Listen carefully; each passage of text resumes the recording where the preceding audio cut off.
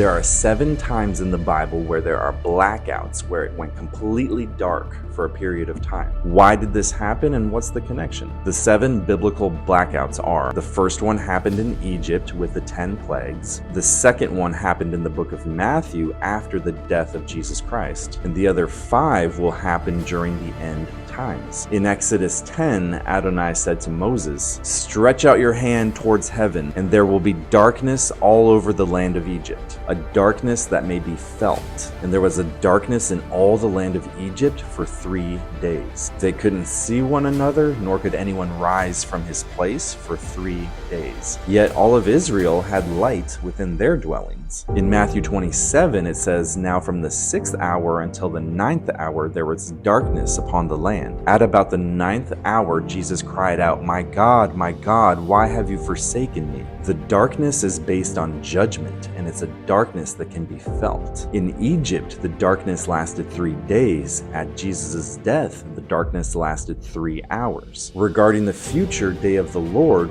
Joel 2:31, "The sun will be turned to darkness and the moon to blood, before the coming of the great and dreadful day of the Lord." Revelation 6, "I watched as he opened the 6th seal. There was a great earthquake. The sun turned black like sackcloth made of goat hair. The whole moon turned blood red, and the stars in the sky fell to the earth, as figs drop from a fig tree when shaken by a strong wind." Revelation 9, "The 5th angel sounded his trumpet, and I saw a star that had fallen from the sky to the earth. The star was given the key to the shaft of the abyss. When he opened the abyss, smoke rose from it like the smoke from a gigantic furnace. And the sun and the sky were darkened by the smoke from the abyss." Revelation 16, "And the 5th angel poured out his bowl on the throne of the beast, and its kingdom was plunged into darkness. The people gnawed their tongues in agony